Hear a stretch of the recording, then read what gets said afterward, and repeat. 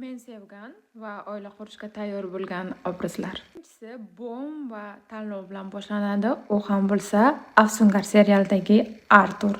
Ko'pchilikka Merlin yoqadi, lekin men realistikka yondashgan obrazlarni va aynan Arturni yaratgan aktyorni o'zini yaxshi ko'raman. U chunki juda ham mard, jasur va juda chiroyli. Qara sevda filmidagi Amir. Nega endi Kamol emas, aynan Amir? Chunki u nihonni har qanday holatda ham qabul qiladi, uni doimo sevadi va uni xarakterini doimo o'ziga pozitivniy qabul qiladi. Hattoki u boshqa bittasini sevishini bilsa-da, unga bo'lgan sevgisi aslo so'nmaydi. Bu esa haqiqiy sevgi. Uchinchisi bo'lsa, men yoshligimdan doimo yoqtirib kelgan Zorro filmidagi aktyor. Uni nafaqat o'zi, obrazi, balki hayotda ham juda ham ancha vaqtgacha yaxshi ko'rib kelganman, chunki u tabiatan juda ham sho'x, quvnoq, pozitiv va uddaburon. Har qanday holatda ham o'zini shimqorligi bilan yengib o'tadi. Menga esa mana shunaqangi adrenalinga boy insonlar doimo yoqqan. Mani birinchi sevgim desa ham bo'ladi. Bu ham bo'lsa Uch oyoqli qush filmidagi Jumong obrazi. Men katta bo'lganimda Jumonga erga tegaman derdim yoki bo'lmasam farzandli bo'lsam ismini Jumong qo'yaman deb doimo niyat qilganman, chunki bu obraz prям menga juda ham yoqqan. Hattoki bu filmni ma'nosini birinchi, ikkinchi marta ko'rganimda ma'nosini tushunmasam ham aynan shu obraz menga juda ham yoqqanligi sababli doimo tomosha qilib kelganman.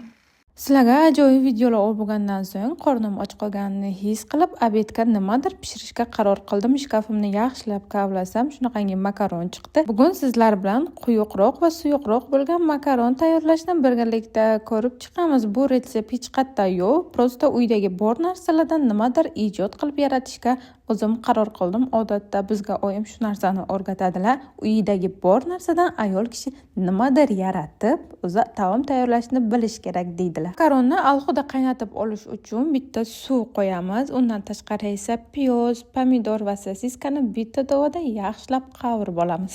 Suv qaynagandan so'ng unga ozgina tuz solamiz va kerakli miqdorda makaronni mana shunday holatda solamiz. Prям uzun va juda ham ajoyib ko'rinishda bo'ladi.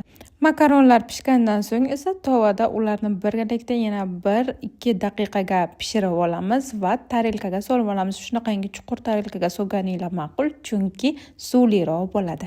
Hurmatli mamachalar, sizlar hech bir bolalarni esdan chiqargan vaqtinglar bo'lganmi? Bozordami, yo qanaqadir magazindami, yo kimnidir uydami bo'lganmi? Ko'p bolalar bo'lishi mumkin. Vot menda ham shunaqa bo'ldi. Bu safar bog'chadan olish esimdan chiqib qolibdi. Shuni ozgina tumshug'i osilgan. Shunga endi bachamga yaxshi narsachalar olib beramiz, ha? Zo'r, o'zi yaxshi ko'rayotgan narsachalar olib beramiz endi.